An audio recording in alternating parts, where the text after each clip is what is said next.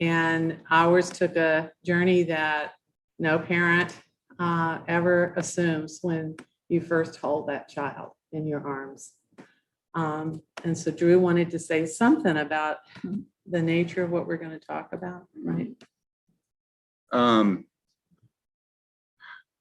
We're not experts.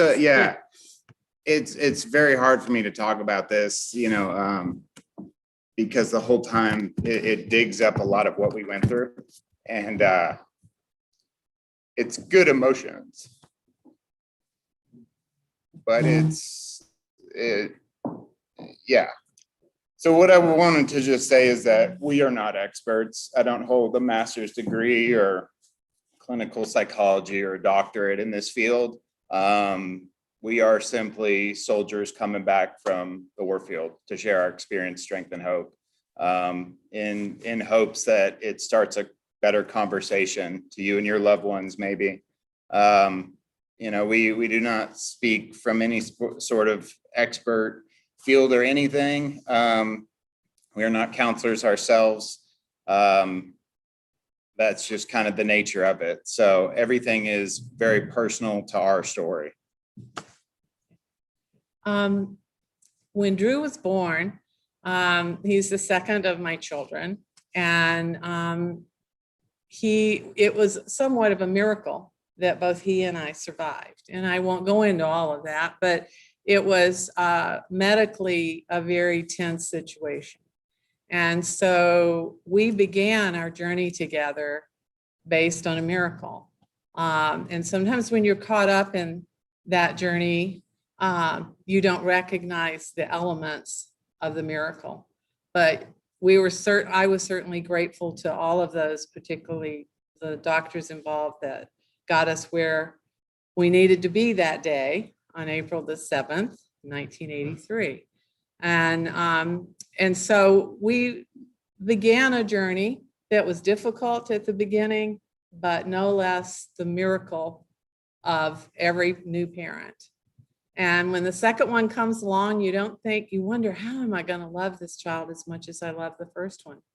And unknowingly, something happens to your heart and it grows just as big as it's gotten from that first child. And so as we began our life together, it was a normal life. I mean, it was full of its challenges, and we later on, his father and I divorced. And so there was some struggle and trauma related to that, but we were both very good parents. And so we worked as best we could to keep it as positive for the kids as we could. And later on, Drew was 11, his father passed away. And so life changed in a dramatic way for an 11-year-old boy at that period of time. It changed for my daughter and I as well. And so we struggled. And when I look back on it, I realize Drew was really struggling at a deeper, harder level than I could see at that point because of where I was in my world, trying to steady the ship for the three of us. All the while loving him, loving, my role as mother, and just completely absorbed with the raising of the children. And so I saw Drew turn into what I thought might be the rebelliousness of a teenager. And that's what I wrote it out for. That's what my friends and I would talk about our kids and what they were into. And he was so much more risk taking than my daughter. He was more challenging to me than my daughter, just in terms of authority and rule setting. And he struggled in school. And I was not working at that point as a school teacher, but that's my background, and that's what I continued to do later on. But again, I just thought, I asked for help. I, never thought any deeper than maybe what was on the surface. And it really wasn't, fast forward those high school years to issues in college, issues outside of college. By this time, we had begun this journey in Seattle, Washington. I had moved back to Birmingham in 2002, and Drew would have been whatever he was, born in 83. I can't think right now. But he came to Birmingham about a year later. And it was not a happy decision for him. It was one that I didn't understand the depths of what had happened, but he had left college. He had left several attempts at a community college there in Seattle.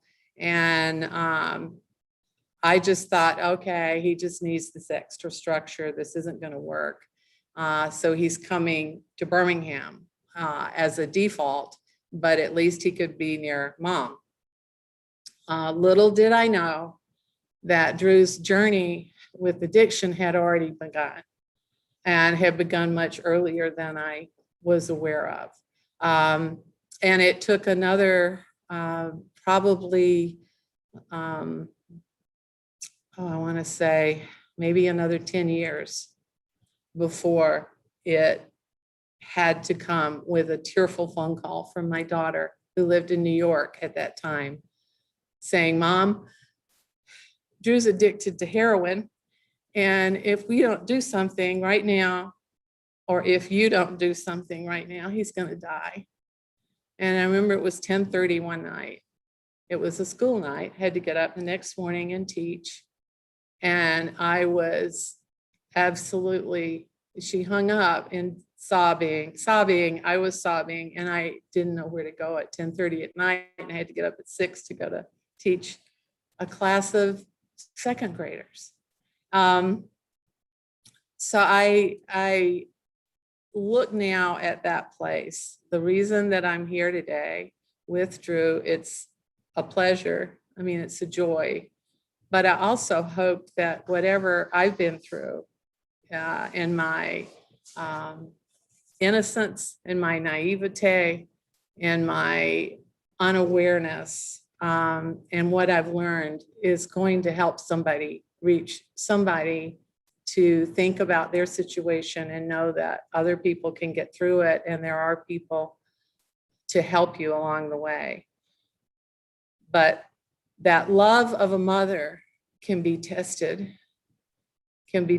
so much that at times you say, I hate you.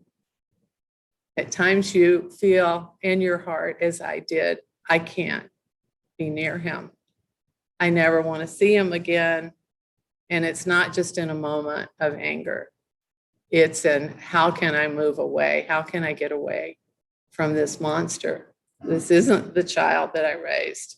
This isn't the boy that I have loved and the man that I had hoped he would become.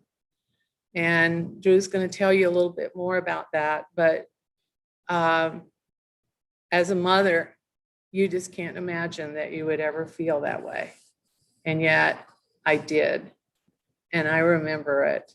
And I'm not proud of it, but it is part of what took me where I had to be to get better, to be the person I need to be, but also to be the mother that he needs me to be. So I'll turn it over to you.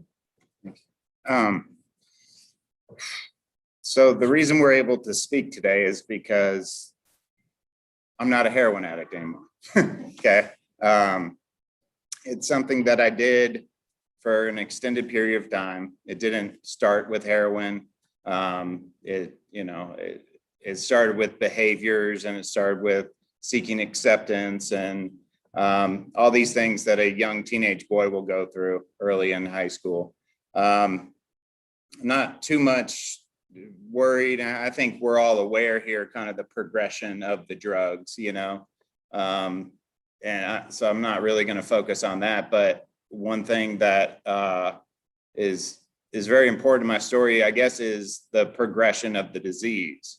Early on in high school, you can mask all these things with just being like, the little party boy, and you can float under the radar of the GPAs because it's kind of the high school system. And, you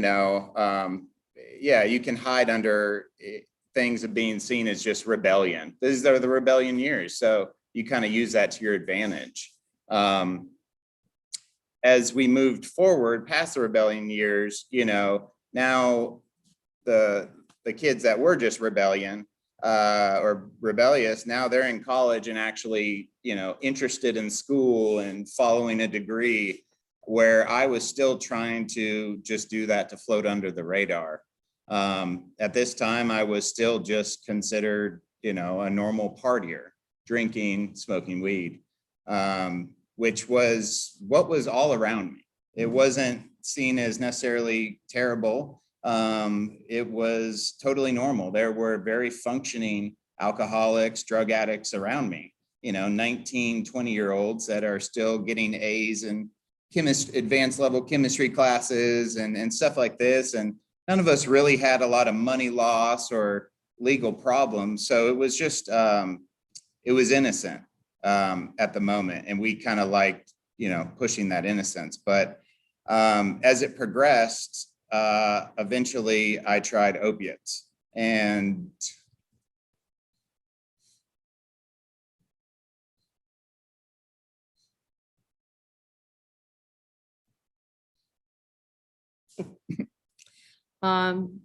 Drew tried opiates a lot earlier than I knew kids tried opiates. As you can imagine, being a teacher, when I finally had to accept Drew's addiction, I tried to learn and listen to every person story that I could, so that I could understand why somebody would go from partying, which I did in college. I waited till then, but I never used drugs, but I drank heavily and I partied heavily and I had a great time. So I understood that could pass. And I understood that it wasn't bad. My family had never dealt with addiction. I knew nothing. I knew a little bit about alcoholism, but I knew nothing about drugs. In fact, to be honest, when Anna called me that night, I finally I called my cousin, who is a recovering alcoholic, and he said, Barb, the only place I know is a place called Bradford, and I think they have a crisis line. And so I called, and when they asked me what drugs Drew was on, I said, well, I don't know, but I understand he's using heroin now. And she used the word opiate for the first time with a tone in her voice that chilled me to my core, because she said, this is the worst that it can be and what it does to the brain. And so that lonely night, I began a journey that turned out to be one of the hardest things I've ever done. But we're here on this side. But I know what an opiate is now. And I understand that heroin is just one of them. But it was a very frightening moment to realize this son that I thought maybe was irresponsible, that he was careless, he was troubled youth, kind of, who's grown into this troubled young man. And when is he ever going to get his act together? And I would be sending him copious letters through an email or anything to get his attention about, this is how you manage your money. This is a budget. I've had to do this all my life, blah, blah, blah. And thinking he's going to need guardianship when he grows up, when I'm not around. Never once understanding what the disease of addiction and drugs was doing to my child. And in a little bit of, weird humor, when I finally accepted it, I was kind of glad, because I thought he had brain damage. Well, guess what? He did. From opiates, he does. but not that he can't take care of himself, not that he can't live a full life. But at that weird moment in time, I thought, oh, it's just drugs. Well, it's deeper. So what was going on was basically me funneling stories to my mom, you know, basically anything to kind of stay in this, you know, I'm a party teenager, I'm just struggling a little bit. I'll try a new major, I'll try a new job, I'll try a new state to live, all the way into I'll try the Marine Corps. And I did the Marine Corps, and I found drugs in the Marine Corps. I found partying in the Marine Corps. So it was, you know, it was what you hear a lot in people in recovery stories is all these attempts, you know, and mine was very similar. Eventually, you know, to make a huge story, that's what we're trying to do up here, is kind of compress this enormous story. I was on opiates for over 15 years. So it's an enormous story, and pretty much in a survival state the whole time. Very, you know, people talk about in rehab, it's pretty much similar to someone putting a gun to your head. You wake up in that survival state. Your DNA, your brain is operating in that survival state. And so anything you have to do to obtain what you're chasing, which at the time was the opiates, you know, you do. And very similar to someone putting a gun to your head. That's how you feel internally. Logically, every addict knows what they're doing is harmful to everyone around them.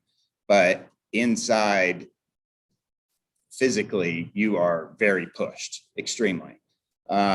So when I got out of the Marines and all these attempts at college and everything, I just tried again. I tried working. I tried just drinking. I tried everything you can possibly think about. And eventually I would try opiates. And when I would go back to opiates, I would feel complete. As sad as that is, I would feel complete. What happened when he's on using opiates is that there are times he functions and you think, you know, he's with you. And when he moved here, I was caring for my mom, who was 90 at the time. And I mean, she lived separately, but I was here as her caretaker. And so it was remarkable when he was around her.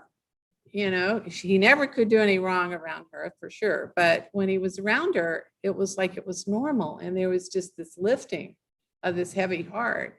And it was like, okay, it's, you know, he's just had a bad time. Yes, it is a stressful job he has. Or, yeah, he just wasn't cut out for studying in school. And I have to let go of that. And so I was constantly reestablishing my criteria of normalcy for him and what I expected. And then there would be a gut punch. There would be, you know, missed meetings. I mean, Drew is always punctual, sorry, and functional. Very on time. He's always on time, and he's always early. You know, when he used to acolyte, he would be at the church before anybody else was. And, you know, it was like half an hour would go by and I hadn't heard. And I'd try to call and call and call.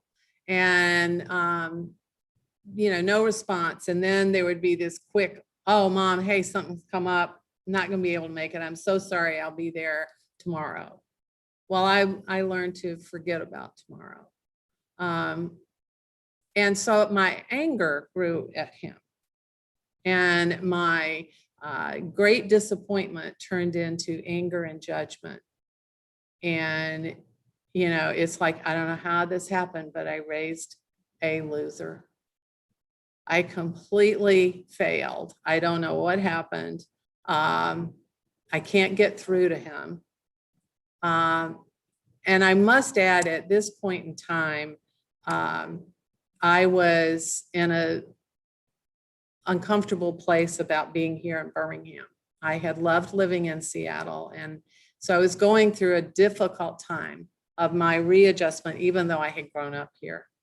And so I was in a pretty miserable place in my own life. And so it was real easy to jump on Drew, to put all of that disappointment, that frustration onto his behavior and he accepted it. It was almost like he was more comfortable in that role than he was when things went well. Now I know that all of that is part of the shame connected with drug use and his eventual addiction. And where addiction starts, it is kind of weird. But for Drew, it began, as I understand, when he reached that opiate level of usage and he felt better. And so he was always chasing that feeling better state from that point on. But the betrayals, the lying, the manipulation, again, I was naive. I did not put this with drugs. Eventually, I had to accept this, and it came through a counselor who'd never met Drew, but had been working with me in my depression about giving my life up in Seattle to move back here. And finally, he had inherited some money from his father's mother, a large sum of money. And he came to me that he needed help with his rent. And I was just devastated and shared this. Yeah. It was over $150,000.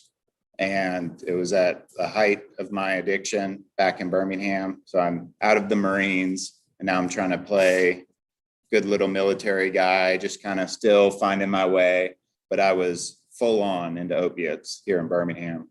And so in 6 months, $150,000 went right through me.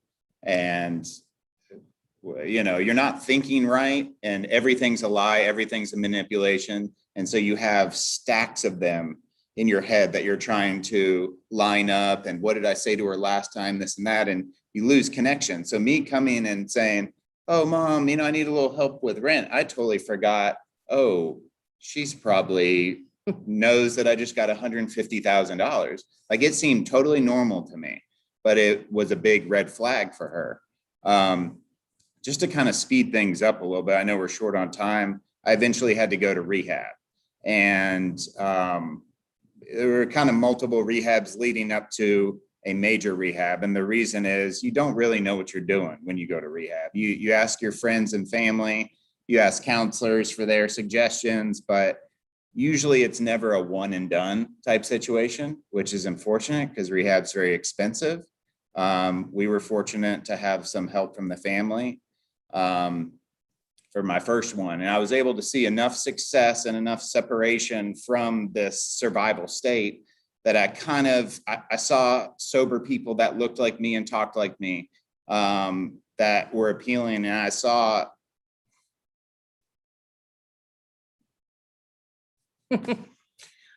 Well, I'm not sure what else he saw, but I know he saw the pain that he caused with his addiction. And there were things that he stole that were family heirlooms,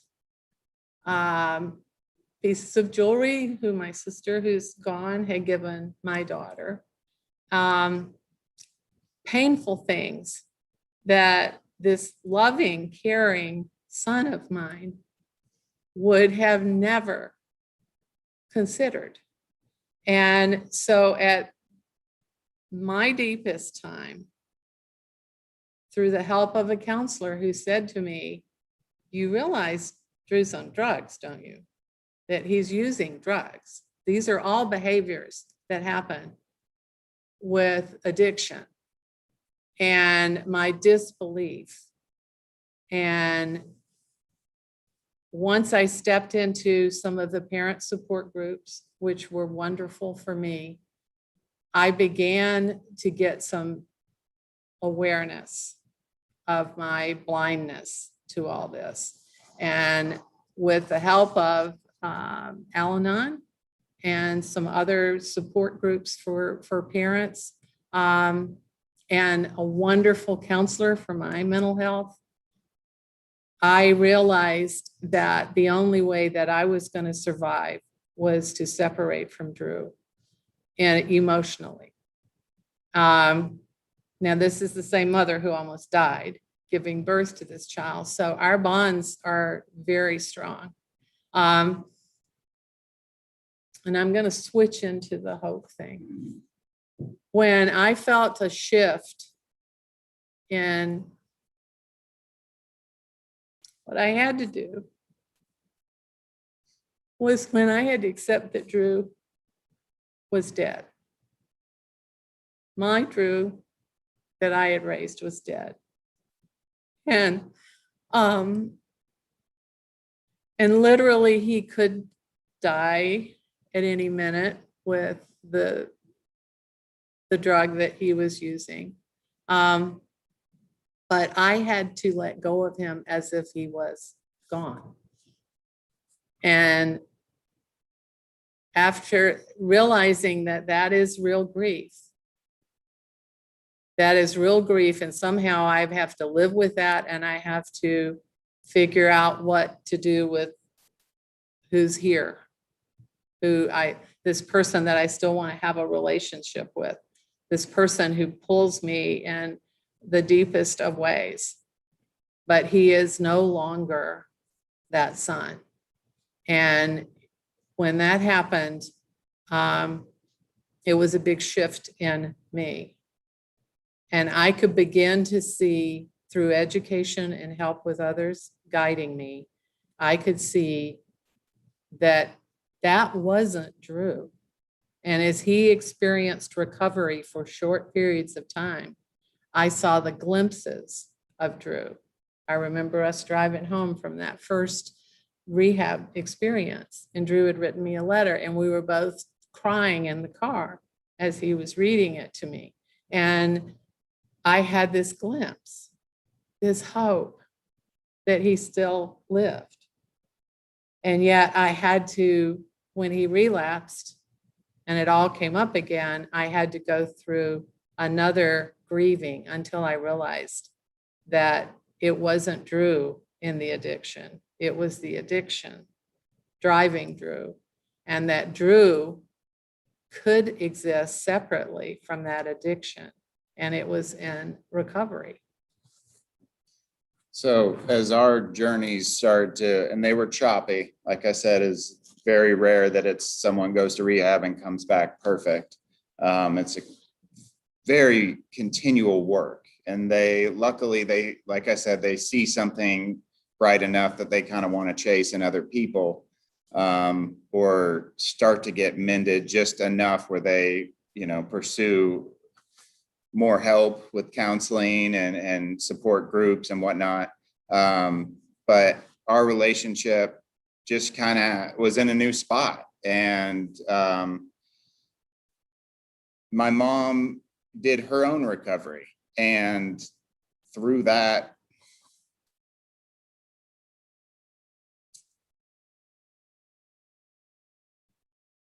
we're able to be here today. And I can say the same to you. You did your own recovery. And through that, you brought us here today. And every time I am with him in my heart, I look at him and I say, thank you, God, that Drew is here. Thank you, God, for this moment that we can be sitting here. We did our work.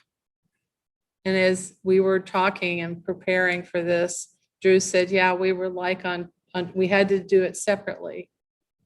And then our lines crossed and our lines connected again because of the work that we had done to create this relationship. Again, this healthy, loving relationship in which we are honest with each other. And being honest with each other was so difficult for both of us. But for me, I had to lay down the judgment. I had to look inside who I was. And as we heard in one of the readings today, there is a perfect love. I thought I knew what it was. I'll never know. I'm too imperfect to know, but I do know there is a perfect love.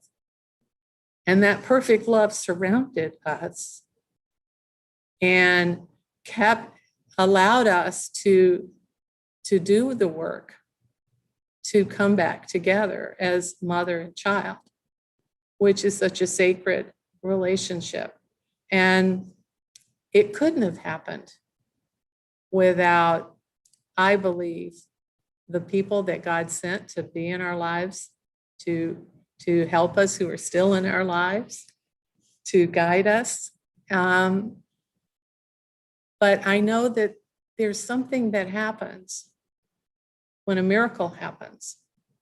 And it's not something that you can pinpoint, but people look and they go, oh, I don't understand this, but this is something. And that's the miracle. That's the miracle that happens in forgiveness. It's the miracle that happens when your heart opens up after hate and distrust and a sense of being wronged in a way that people are never meant to be wronged. And yet that same person whom you loved and believed in was there all along.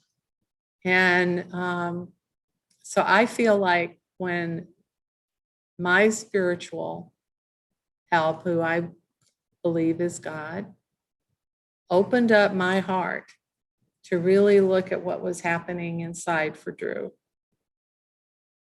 was the day that I understood compassion. I saw that my son was hurting so deeply. And the helplessness that as a parent, I could not save him. And the only way was to believe what other people were telling me. You have to save yourself. And pray that Drew will have the courage to save himself.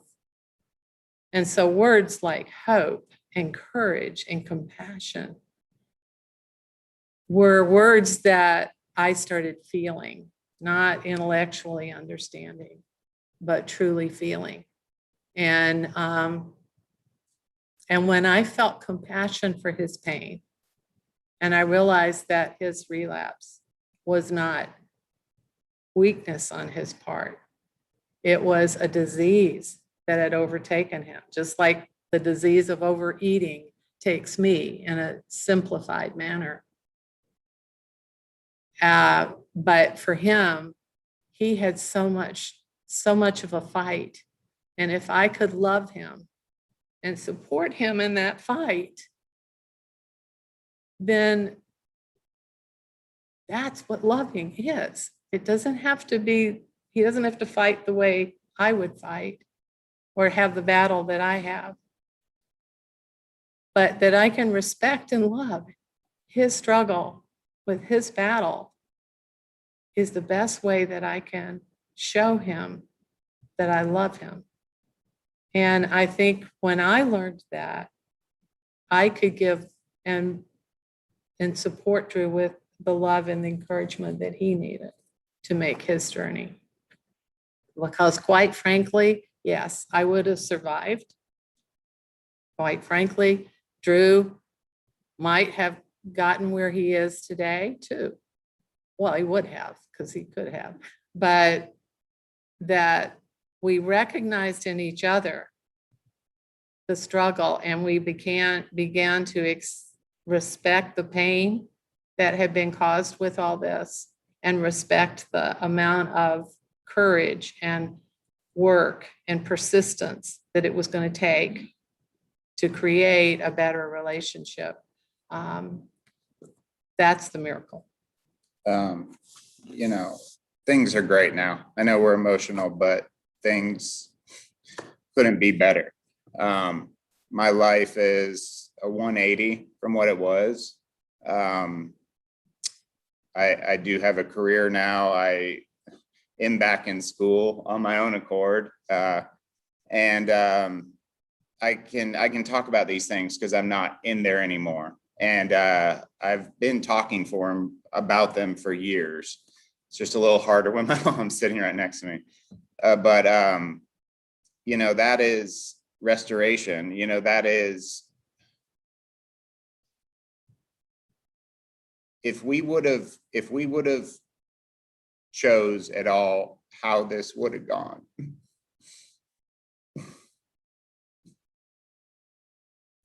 we would have been selling ourselves so short.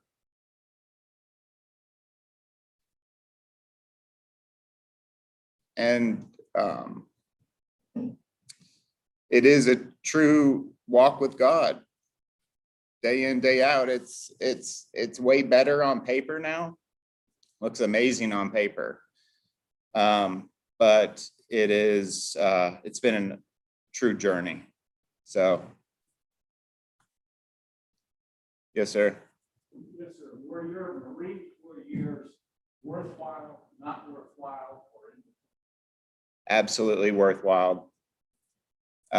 You know, I might have still been a deviant at times and whatnot, but it was the first time I learned how much strength is inside myself. It was the first time I learned, I mean, it sounds cliche, but how to be a man. You know, I was surrounded by healthy men that I looked up to, and I got to, they put me in positions of leadership that really just boosted who I was. And so I've carried so many things that I've learned from that time into my life now.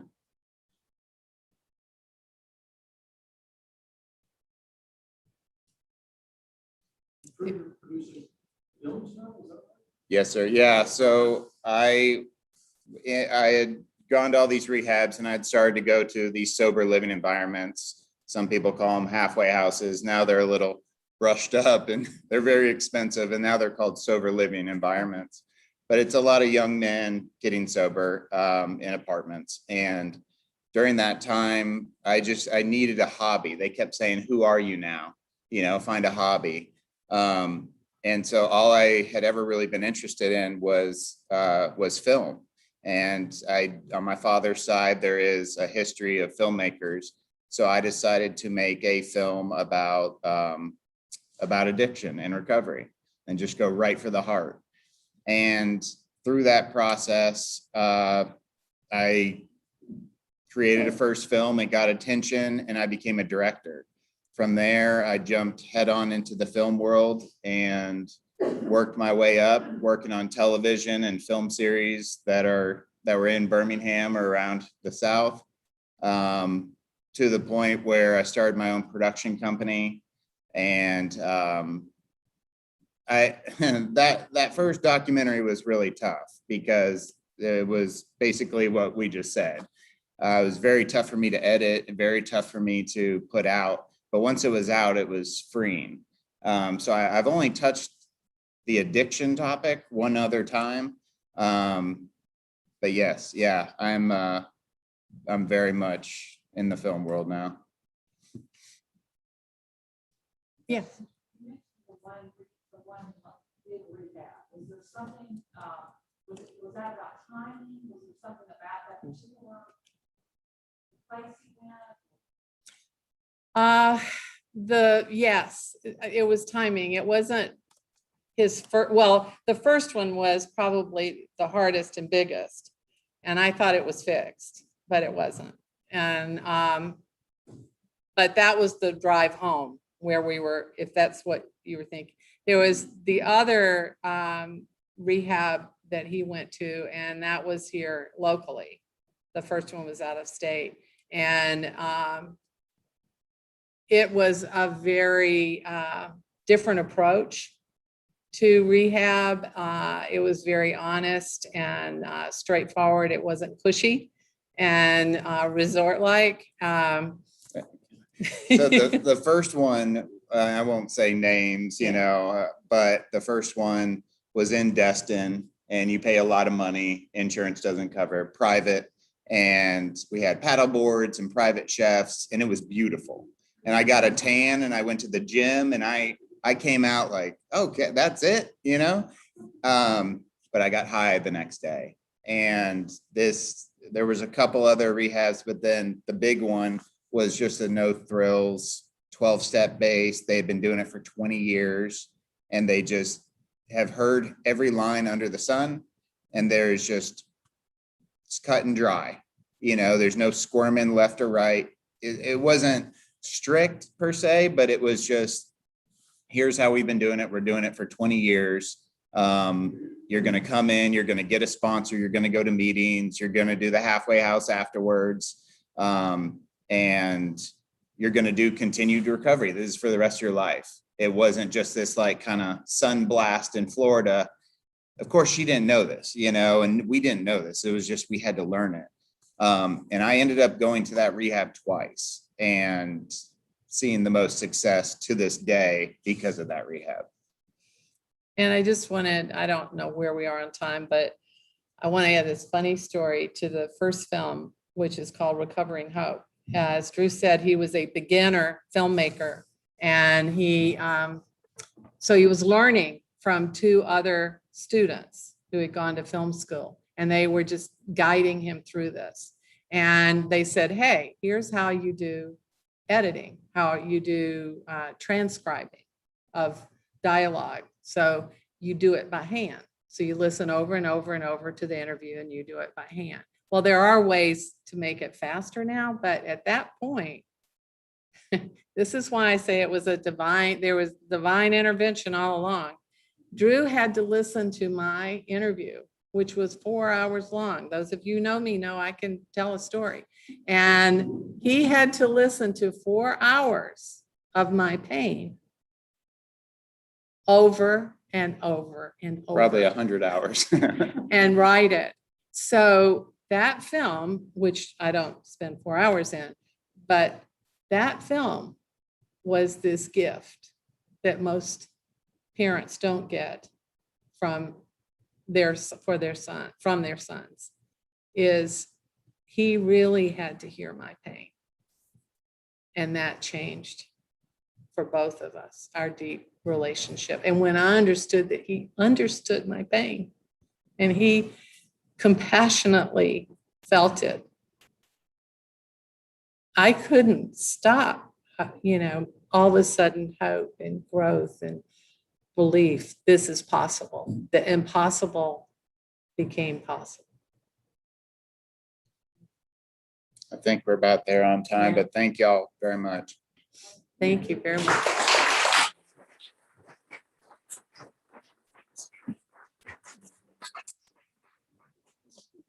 Thank you so much. Thank you. Drew and Barbara, for sharing your story with us. Thanks for coming and for asking thoughtful questions. And we'll have 2 more of these Sunday forums over the next weeks before we break for summer. So maybe you'll come back next month. you. Thank you. Yeah. And when my daughter wanted to know when